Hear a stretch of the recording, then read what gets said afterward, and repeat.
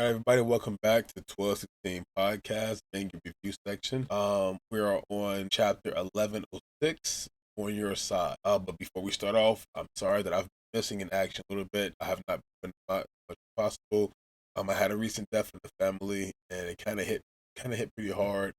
And I kind of lost motivation to do stuff, but I'm back full effect, focused, and I'm ready to get it all out there. We're gonna knock out 1106 and 1107. Not in the same video, of course, but hold tight. Make sure you guys check out for a double upload tonight. And let's start the show. So, of course, 1106 On Your Side starts off with Robin and Crocodile both by the beach having a fun time. It's not our crocodile. It's not Mr. Zero.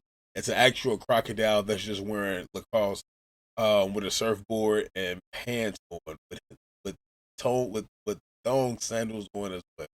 So it's kind of interesting to see that Robin is out there, but again, pretty awesome for cover art. Let's get right into it though.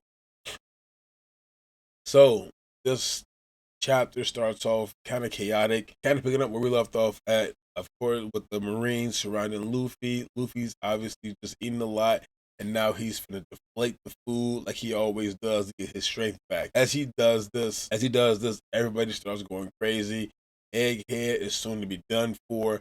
All the people who are left on the island are getting bombarded with bombs because it's a buster call going on. During the buster call, nobody's letting up at all. But we do see that Bonnie, Kuma, Atlas were all shot into the air because they were trying to get away at first. Kizaru cut off the passage. And as they're falling down from the sky, Jay Garcia orders all of the pacifistas to take aim at Kuma, Bonnie Jury, and just destroy and wipe that family out. Of course, we have Vegapunk, who is looking over at them as they fall and just screams out to Atlas for Atlas to come in. He has something to tell Atlas. And as Atlas listens in, she understands that she knows what she must do. Atlas let Bonnie know, and of course, what ended up happening is once the secret was told, the pacifista all took aim, and as they were about to fire, Bonnie said, "Daddy, please don't shoot. Help us escape alive." And the words went down and were heard throughout the island as she screamed this out. The fear on her face and just her realizing that her father, a clone of her father, was taking aim to shoot and kill her, made the pacifistas all stop. The attack started to come down. Nobody knew what was going on. They thought the pacifistas were going to go rogue. And sure enough, the pacifistas turned on the Marines and on Jay Garcia as well. And there's nothing Jay Garcia could do because Vegapunk installed a failsafe. The failsafe that he put inside there was that Kuma, no matter what, should never be able to kill Bonnie, no matter whether it's a pacifista or the actual Kuma. They were all programmed the exact same way to listen to Bonnie's commands over everybody else. Even the commands of the five gurus say cannot outweigh Bonnie's commands are given. Uma and the passive. This is something that, of course, Vegapunk has to pay because Vegapunk yet again kept this a secret and turned on the Marines. At the same time, Vegapunk did a great job by looking out for Bonnie, of course. But Jay Garcia didn't see it that way. Jay Garcia saw it as the betrayal of this magnitude shall be met with nothing but no mercy. And he stabs Vegapunk directly through the back as Vegapunk knows his end is near. But as he stabs Vegapunk inside the back, Frankie looks on with Sanji, of course, and they're all like, Vegapunk, damn, what happened? What's going on? And as Jay Garcia pulls back his leg that he had that just impaled Dr. Vegapunk with, he tells Kizaru to eliminate them and to be super quick about it. And of course, it being Kizaru, he already knows he can't go against what was said by the world government. So he jumps into the air really fast after shooting off a few of his blasts, and he just looks at Kuma and Bonnie as Kuma tries to block off what was about to happen. Kizaru simply wishes upon them that he'll try to make this all in one shot, and they will be together. They will be together in the end, and that it won't hurt. He's trying to promise Bonnie this. I know he's messed up inside. He's very hurt.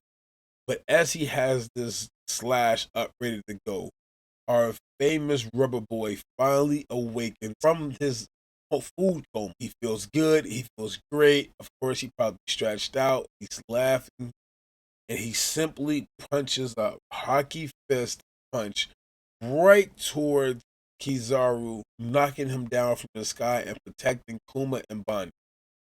And as this happens, we look on from Bonnie's point of view and says, "Is that Straw Hat?" And as she looks on and we're seeing it, she doesn't know what to expect. The island is still shaking. Everybody's still going at it. The pacifistas are now under control of Bonnie. Vegapunk's down, bleeding from his stomach and his back with a wound. And then we cut away and we see a glimpse. Knowing that Gear 5 Luffy, aka Joy Boy, has just woken up, we see the glimpse of the giant robot, whose eyes turn right back on as it realizes that Nika is on the same island. And not just the robot realizes, Bunny realizes the Joy Boy, Luffy, Nika himself, the sun god, the person who Kuma idolized, as well as installed the rhythm beat inside of Bonnie's head, the beat of freedom, realizes that Luffy himself has awakened his true powers and he really is the one that she had to see. The one that Kuma had. This is the sun god Nika. And Dr. Vegapunk is laying on the ground and just listens to the rhythm as it happens along with Bonnie. And Bonnie is just realizing this for the first time. Vegapunk knew she didn't make the connection, but Kuma was right. Kuma was right that boy Luffy was going to become the most freest man alive. That the Buster Call is a tamed problem with Luffy around because he's able to create anything at will and protect the island itself. For hundreds of years, people have been waiting for the return of Joy. And some people have been waiting a very long time as well.